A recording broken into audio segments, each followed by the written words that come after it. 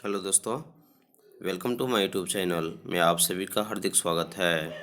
आज मैं एनसीईआरटी कक्षा 6 क्लास के चैप्टर नंबर 5 पृथ्वी के प्रमुख परिमंडल के सभी लाइन बाय लाइन पूरे टॉपिक को बारे में बताने जा रहा हूं, जो कि यूपीएससी, बीपीएससी के साथ साथ सभी राज्य स्तरीय विशेष परीक्षा सीजीएल अर्थात जितने भी अगर परीक्षा की तैयारी अगर आप कर रहे हैं या करना चाहते हैं तो सबसे ज़्यादा ज़रूरी होता है बेस को तैयार करना।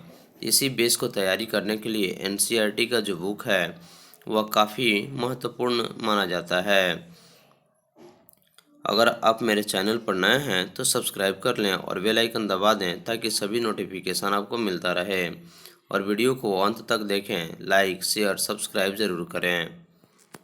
तो चलिए आज का टॉपिक जो है यह अध्याय संख्या 5 पृथ्वी के प्रमुख परिमंडल। तो जैसा कि आप पहले अध्याय में पढ़ चुके हैं कि पृथ्वी एकमात्र ऐसा ग्रह है जहां जीवन है। मानव यहां जीवित रह सकता है क्योंकि जीवन के लिए आवश्यक तत्व भूमि, जल तथा हवा पृथ्वी पर मौजूद हैं। तो हम सभी लोग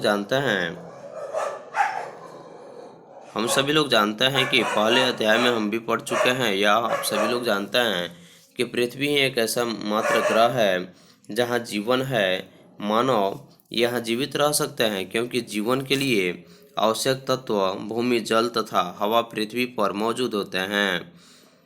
तो यह सबसे ज़्यादा जरूरी है कि पृथ्वी ही एक ऐसा मात्र ग्रह है जहाँ जीवन मानव यहाँ के जीवित रह सकता है क्योंकि जीवन के लिए आवश्यक तत्व जो है जैसे भूमि, जल तथा हवा पृथ्वी पर ही मौजूद रहता है। तो पृथ्वी की सतह ऐसी है जिसमें पर्यावरण के 3 महत्वपूर्ण घटक आपस में मिलते हैं तथा एक दूसरे को प्रभावित करते हैं। तो पृथ्वी का ठोस भाग जिस पर हम रहते हैं उसे भूमंडल कहते हैं। प्रश्न है कि भूमंडल किसे कहते हैं?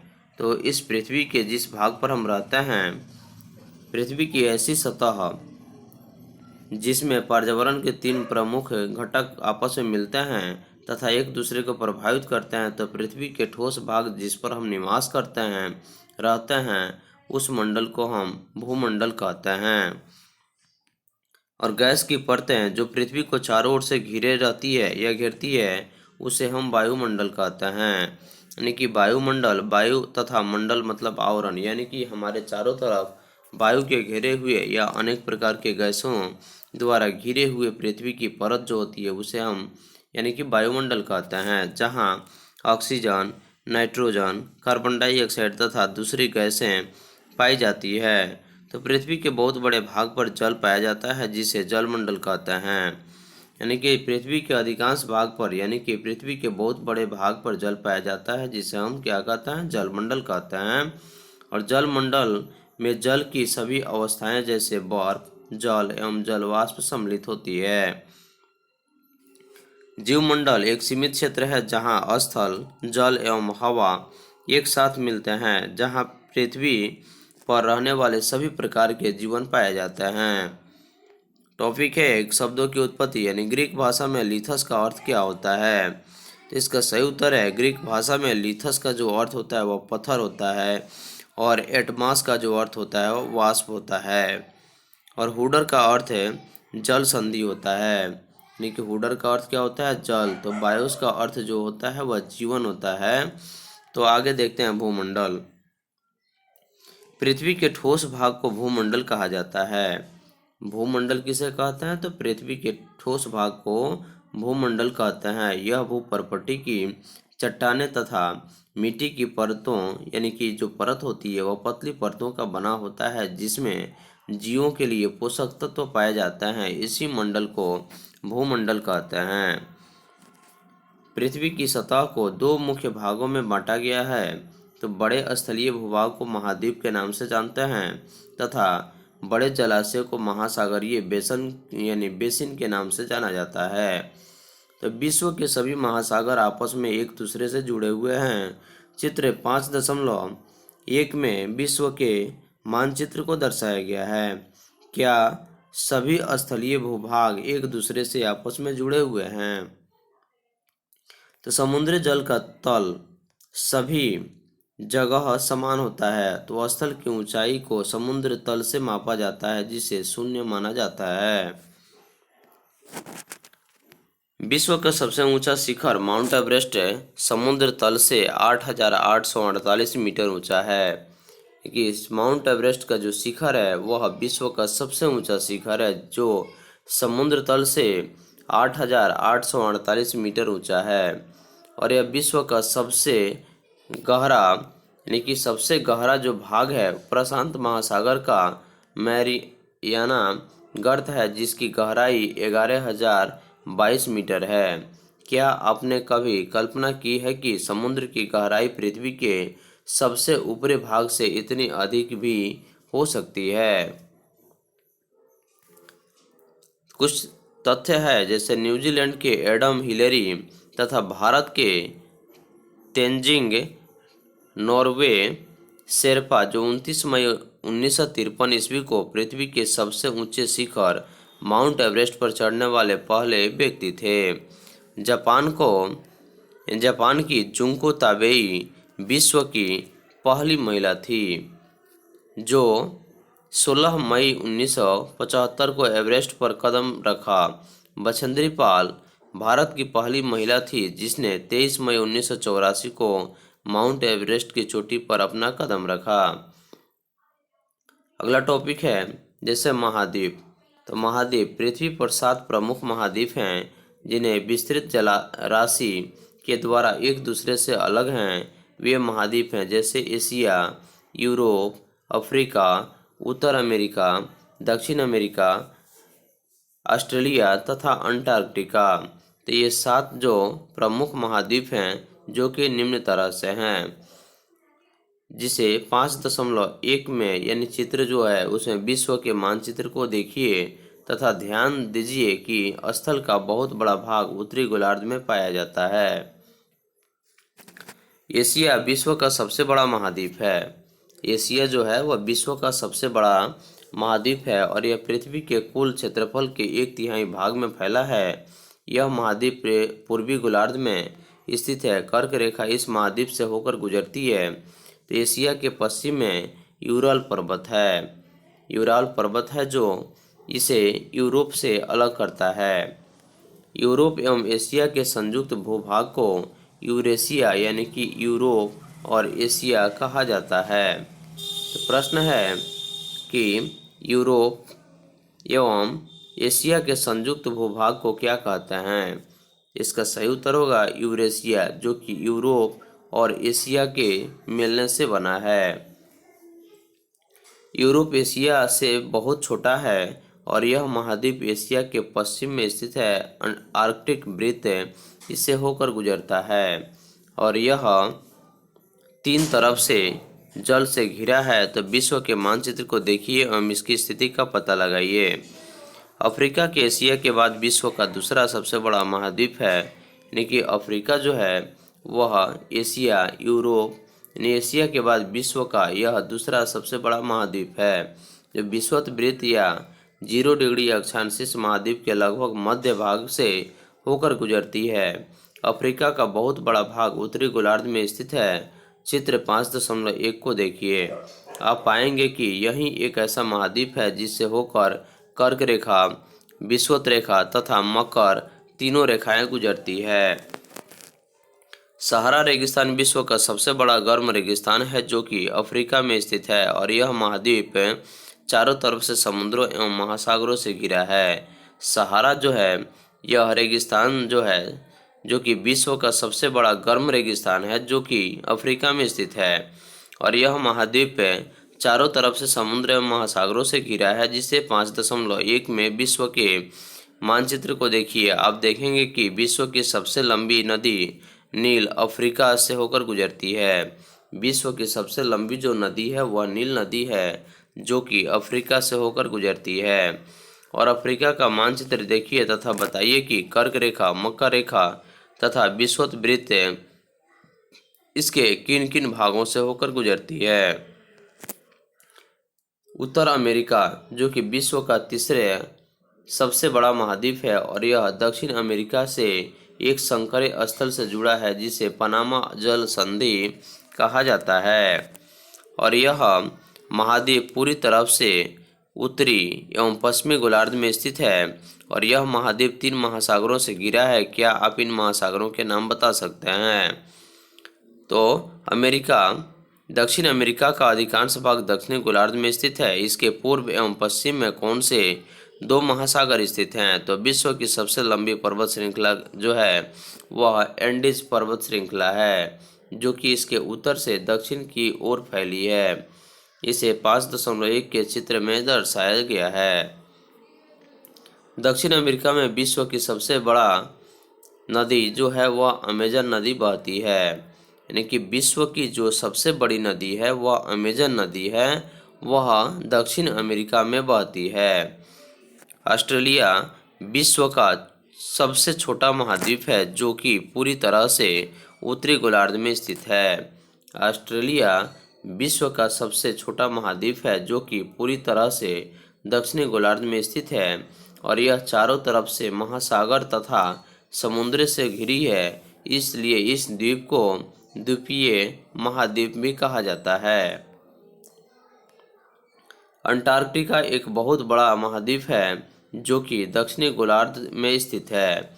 दक्षिणी ध्रुव इस महाद्वीप के मध्य में स्थित है। चूँकि यह दक्षिण ध्रुव क्षेत्र में स्थित है, इसलिए यह हमेशा मोटी बर्फ की परतों से ढका रहता है। यहाँ किसी भी प्रकार का स्थायी मानव जीवन संभव नहीं है क्योंकि वहाँ अधिकांशतः ठंड पड़ती है, जिसकी वजह से वहाँ का अधिकांश भाग बर्फों से ढका रहता है और यही कारण है कि यहाँ पे मानव जीवन निवास नहीं करते हैं।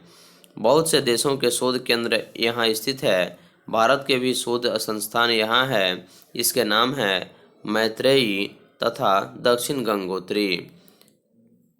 अंटार्कटिका जो एक महाद्वीप है वहाँ भारत के भी शोध संस्थान स्थित है जिसका नाम है मैत्री तथा दक्षिण गंगोत्री।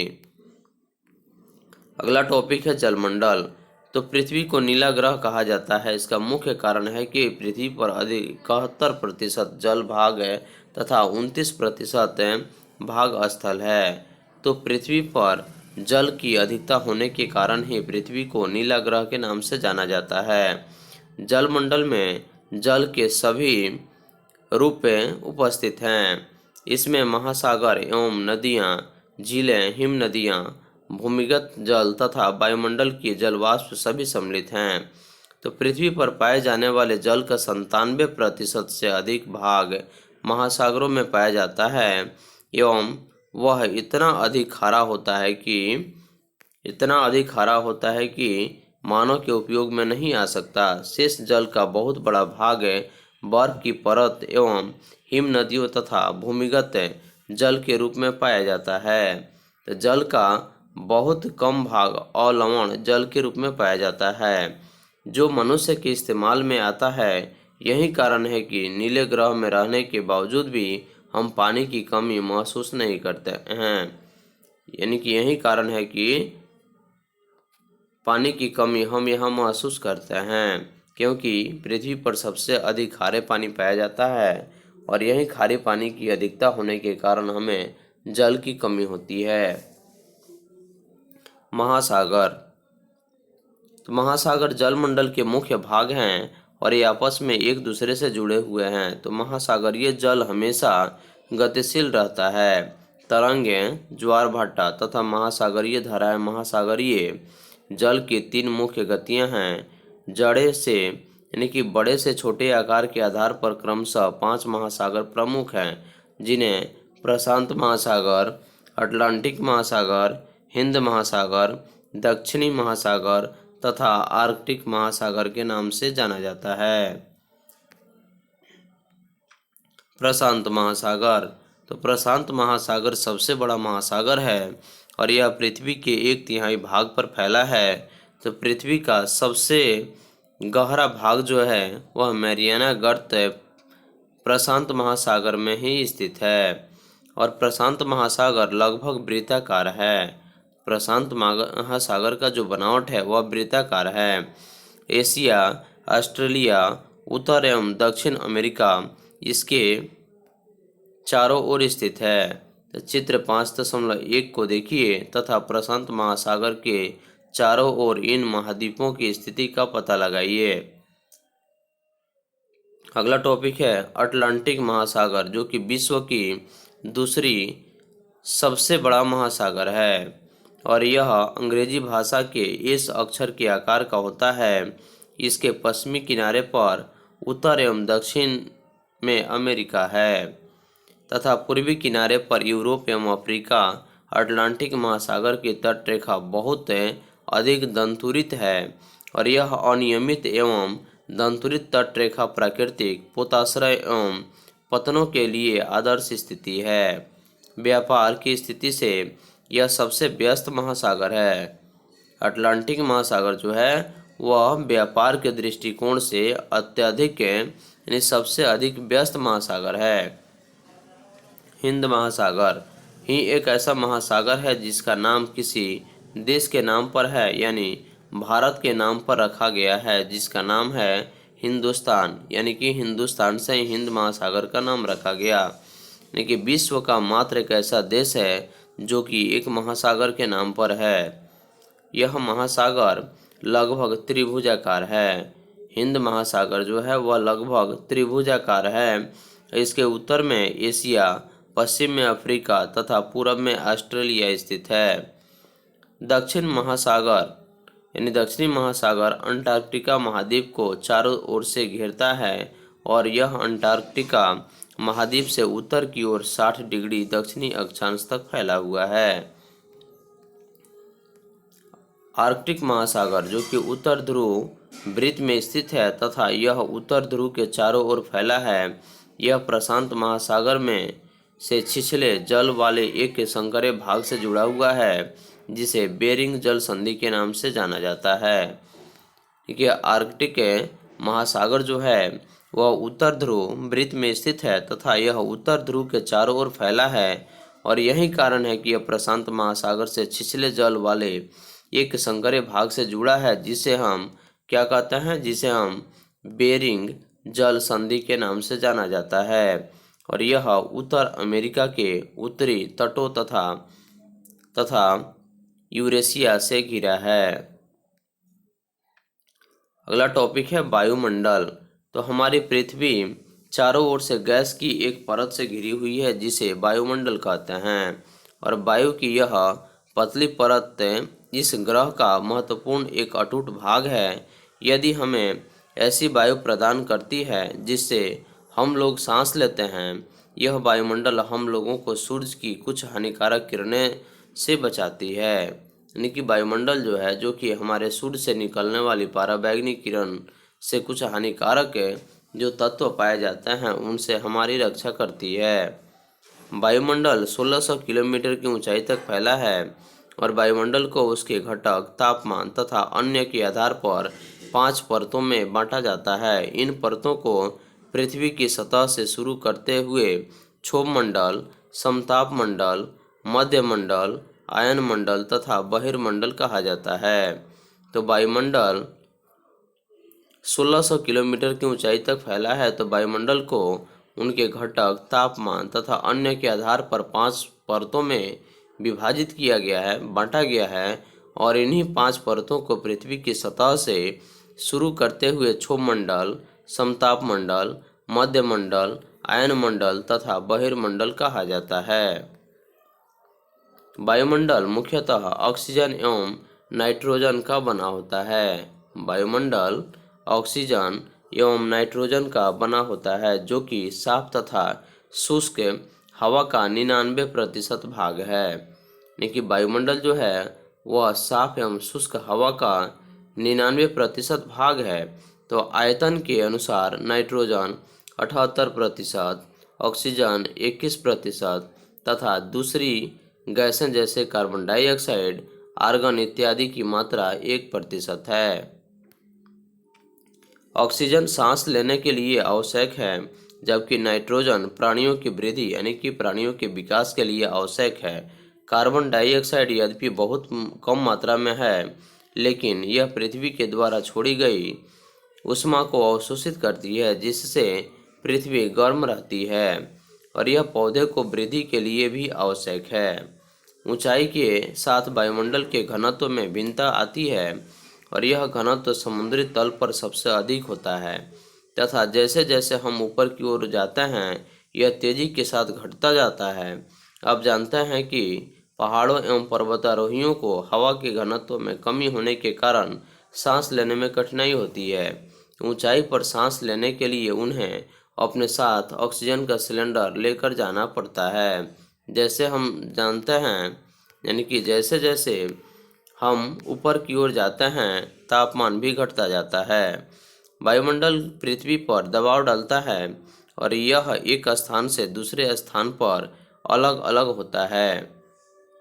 कुछ क्षेत्रों में हमें अधिक दाब महसूस होता है जबकि कुछ क्षेत्रों में कम। वायु उच्च दाब से निम्न दाब की ओर बहती है तो गतिशील वायु को पवन कहा जाता है। यानी कि गतिशील जो वायु यानी कि हवा होती है उसको हम पवन कहते हैं। अगला टॉपिक है जीवमंडल।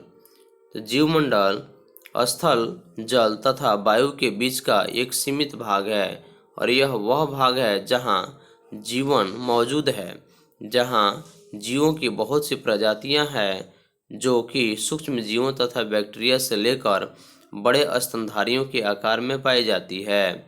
तब मनुष्य सहित सभी प्राणी जीवित रहने के लिए एक दूसरे से तथा जीवमंडल से जुड़े हुए हैं।